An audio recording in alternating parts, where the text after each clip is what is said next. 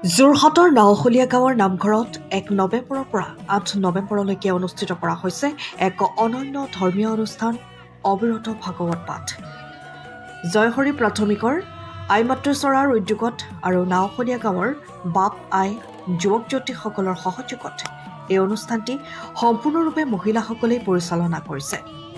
উল্লেখযোগ্য যে সাধাৰণতে ভাগৱত পাঠ পুৰুষসকলে সংগঠিত কৰা দেখা যায়, কিন্তু যোৰহাটৰ নাওশলীয়া গাঁৱৰ এই উদ্যোগে প্ৰতিপাদন কৰিছে এক নতুন দৃষ্টান্ত, য'ত ৭ দিন ৭ ৰাতি অবিৰত ভাগৱত পাঠ কৰে গাঁৱৰ মহিলাসকলে।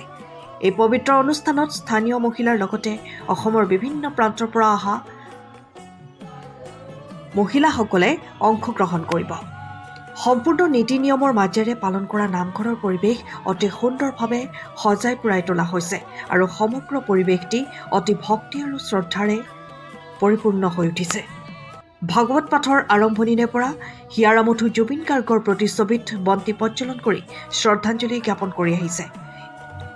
আৰু অনুষ্ঠানৰ অন্তিম দিনা অৰ্থাৎ ৮ নৱেম্বৰৰ নিশালৈ স্থানীয় শিশুসকলৰ লগতে যদুমণি সাংস্কৃতিক গোষ্ঠীৰ শিশু শিল্পীসকলৰ দ্বাৰা শ্ৰীকৃষ্ণৰ ৰাসলীলা প্ৰদৰ্শন কৰা হ'ব।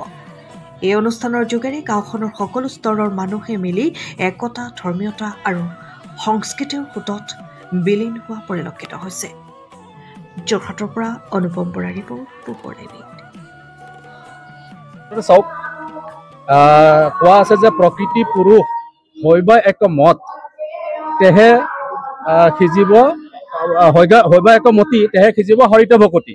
গতিকে পুৰুষসকলৰ লগত যদি প্ৰকৃতিকো যদি আমি একেলগ কৰি আগবাঢ়ি নাযাওঁ, তেতিয়াহ'লে এই ভকতি সম্পূৰ্ণৰূপে হোৱা বুলি কেতিয়াও ভাবিব নোৱাৰে। এতিয়া কথা হ'ল কি, এই যে ভাগৱত ভাগ, এক বৈকুণ্ঠৰ কল্পতৰু ভাগৱত ভাগ হৈছে আপোনাৰ গৃহস্থ ধৰ্ম, সামাজিক ধৰ্মকে আদি কৰি সকলোবিলাকে সামৰি পেলাই এই ভাগৱত ভাগ। এই ভাগৱত ভাগ আমি পৰম পুৰুষ পৰমেশ্বৰৰ মুখৰ পৰা ওলোৱা 4টি শ্লোকৰ পৰাই এই ভাগৱত ভাগৰ উৎপন্ন হৈছে। তাৰপিছতে বিভিন্ন প্ৰকাৰে ব্যাখ্যা কৰি পেলাই এই ভাগৱত ভাগতে সম্পূৰ্ণ এটা মানৱ জীৱনৰ এটা কি হৈছে আপোনাৰ পথ দিয়া আছে, আধ্যাত্মিক পথ ইয়াত সম্পূৰ্ণৰূপে পোৱা যায়। গতিকে আমি এই ভাগৱত ভাগৰ দ্বাৰাই যে আমি আইসকলৰ দ্বাৰা আয়োজিত কৰাই পেলাই আইসকলকো সম্পূৰ্ণৰূপে ইয়াত আমি তেখেতসকলৰ প্ৰতিভাই নহয়, তেখেতসকলৰ ভাগৱতৰ প্ৰতি 18,000 যিটো শ্লোকৰ, প্ৰত্যেকটো শ্লোকৰ যিটো মানে যি অৰ্থ, সেই বিষয়ে মানে তেখেতসকলক বুজোৱা হৈছে আৰু তেখেতসকলে মানে পঢ়ি নিজে কৃতাৰ্থ হৈছে। আৰু এতিয়া কি হ'ল, তেখেতসকলে গোটেই ভাগৱত ভাগৰ আমি সকলোৱে কৈ থাকোঁ যে এই ভাগৱত ভাগতে সকলো পায়, সকলো বস্তু পায়। গতিকে তেখেতসকলে নিজে এই ভাগৱত ভাগ অধ্যয়ন কৰি পেলাই পাঠ কৰি পেলাই সেই সকলোবিলাক বস্তু বুজিছে। আৰু আমি ভাবিছোঁ যে এয়াই আমাৰ আইসকলৰ আধ্যাত্মিক যিটো মানে ভক্তি, সেইটো আৰু আগবাঢ়ি যাব। গাঁৱৰ জয়হৰি প্ৰাথমিক আইমাতৃচৰা সৌজন্যত আমি এই 7 দিনীয়াকে অবিৰত ভাগৱত পাঠৰ আয়োজন কৰা হৈছে। তাৰ দ্বাৰা যে আইসকলে বহুত দিনৰ পৰা মনত তেওঁলোকে সাঁচি থোৱা প্ৰতিভাখিনি বিকাশ কৰিবলৈ অকণমান সুবিধা পাইছে। আৰু তাৰ দ্বাৰা যে আমি এই গাঁওবাসী, সমস্ত গাঁওবাসী আৰু আই মাতৃসকলে ভকত বৈষ্ণৱক শুশ্ৰূষা কৰিবলৈ পাই আমাৰ অশেষ কৃতাৰ্থ হৈছোঁ বুলি আমি নিজকে অনুভৱ কৰিছোঁ। তাৰ দ্বাৰা যে আমাৰ সকলোৰে হৃদয়ত যে ৰাম নাম প্ৰকাশ হৈ যে আমি সকলোৰে ভৱিষ্যত এইদৰে আগলৈকে যেন কৰিবলৈ অকণমান অনুপ্ৰেৰণা পায়, তাৰে অকণমান আমি পাতিছিলোঁ 4 দিনীয়া কাৰ্যসূচী। আমি আই মাতৃসকলে আইমাতৃচৰা সৌজন্যত এই অবিৰত ভাগৱত পাঠ পতা হৈছিল আৰু এইবাৰ দ্বিতীয়বাৰৰ কাৰণে আমি 7 দিনীয়াকে পাতিছোঁ। যিহেতু আমাৰ এই গাঁওখনৰ আই মাতৃসকল বহু সংখ্যা বহুত বেছি, সেইকাৰণে আমাৰ 4 দিনীয়া কাৰ্যসূচী আমাৰ পাতিলে মানে আই সমস্তই এইকণ প্ৰতিভা বিকাশ কৰিবলৈ সুবিধা নাপাব। সেইকাৰণে আমি 7 দিনীয়াকে পাতিছোঁ যে আইসকলৰ মনত যিখিনি প্ৰতিভা আছে, আগলৈকেও যে আমাকে অনুকৰণ কৰি সমস্ত আই মাতৃসকলে এনেকৈ আগবাঢ়ি যাব পাৰে, তাৰে কামনা কৰি আমি এই অনুষ্ঠানভাগি আয়োজন কৰা হৈছিল। আমি 7 দিনীয়া কাৰ্যসূচী অবিৰত ভাগৱত পাঠৰ আয়োজন কৰা হৈছিলে। কাইলৈ আমাৰ অনুষ্ঠানভাগি আগবঢ়াই নিয়াত ইমানখিনি সহায় কৰিছে। আমাৰ এই জয়হৰি প্ৰাথমিকৰ সৌজন্যসমূহ পাই সহযোগত আমি অবিৰতভাৱে 7 দিনীয়াকৈ ভাগৱত ভাগি আমি অনুষ্ঠান আৰম্ভ কৰিছোঁ। বহুত দূৰ দূৰণিৰ পৰা আমাৰ আইসকল আহি ইয়াত ভাগৱত পাঠ কৰিছেহি। আমাৰ বহুত ভাল লাগিছে।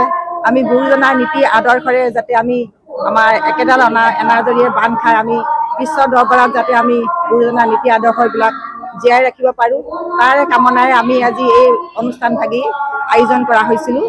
সেইকাৰণে আমাৰ বহুত ভাল লাগিছে। প্ৰথমবাৰ এই আমি অনুষ্ঠান পাতিছোঁ 7 দিনীয়াকৈ।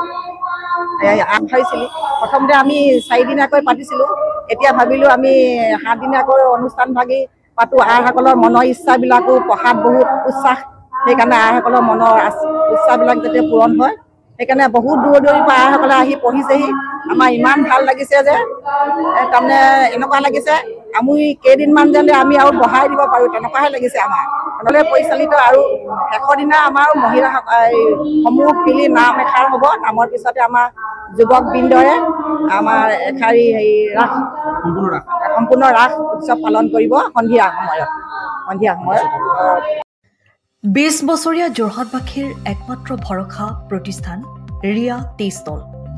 হয়, যোৰহাট পুৰণি বালিবাটস্থিত বিজি পথত আপোনালোকৰ আপোন আৰু ভৰসাৰ চাহ, মিঠাই, বিভিন্ন সুস্বাদু সমৃদ্ধ বিপণী Riya tea stall. Riya tea ষ্টলৰ দ্বিতীয়খন সংযোজন ৰিয়া টি ষ্টল ৰাইজৰ বাবে মুকলি।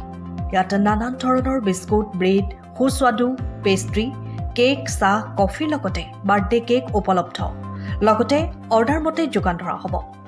তেনেহ'লে পলম নকৰি আহক আপোনালোকৰ প্ৰিয় বিপণী ৰিয়া টি ষ্টললৈ।